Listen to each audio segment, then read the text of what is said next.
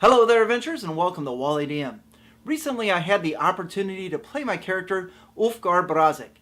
Now, Ulfgar is a Shadow Sorcerer, as outlined in Xanathar's Guide to Everything. Now, what's cool about a Shadow Sorcerer is at 6th level, they get the ability to summon their Hound of Ill-Omen. When a Hound of Ill-Omen is summoned, it has its statistics and hit points similar to a direwolf, and the Shadow Sorcerer names a target, and the Hound attacks that target relentlessly until the target is dead, until the Hound is dead, or until 5 minutes has expired. Now, what's really strange is I thought this was the first time I've ever heard of the Hound of Ill-Omen, and I was kind of thumbing through some of my old books, and I came across my Fiend Folio. And in the Fiend Folio, there is a monster called Hound of Ill-Omen, and it is nothing like the Hound of Ill-Omen in Xanathar's Guide. So what I would like to do today is do a monster spotlight on the Hound of Ill-Omen from the Fiend Folio, and maybe give some ideas and see if this is something that we could use in 2nd edition Pathfinder or our D&D 5th edition game. So today we're going to take a look at the AD&D version of the Hound of Ill-Omen.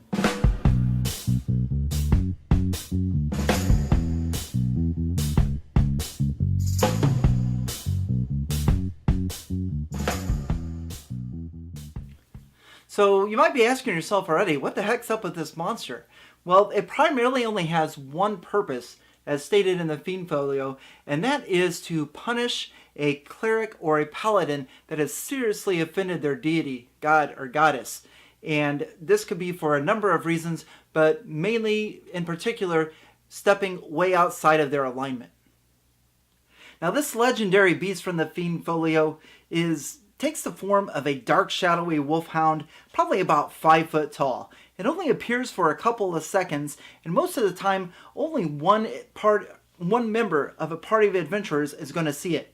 So after this brief appearance, it lets out this terrifying hound, this booming howl, and then it vanishes. Now, the character that's seen and heard the hound becomes cursed, and they are not allowed a saving throw. Heck, even if a remove curse is cast, the effects of the curse can only be halved. It can't be removed.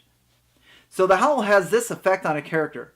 The next 1 through 10 wounds suffered by the victim, or 1 through 5 if the remove curse had been cast, do quadruple damage on him or her.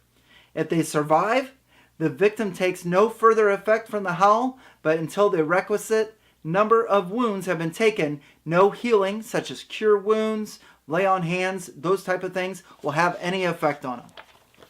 So that's basically about it. The Advanced Dungeons & Dragons version of the Hound of Ill-Omen, wildly different from the Hound of Ill-Omen in Xanathar's Guide that the Shadow Sorcerer can summon, is simply just a tool for a dungeon master to punish a character when they feel that they have stepped out of bounds as far as alignment goes, or maybe upset a deity.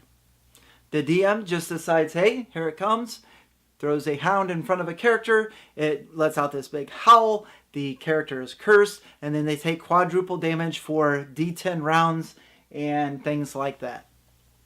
So as you can see by the statistics, the Hound of Ill-Omen can easily be slotted in any edition of Dungeons & Dragons. It just shows up once and then it's gone. So my question to you, and you can leave this in the comment section below, the AD&D version of the Hound of Ill-Omen, is this something as a dungeon master that you would ever use in your game? 5th edition, Pathfinder, what have you?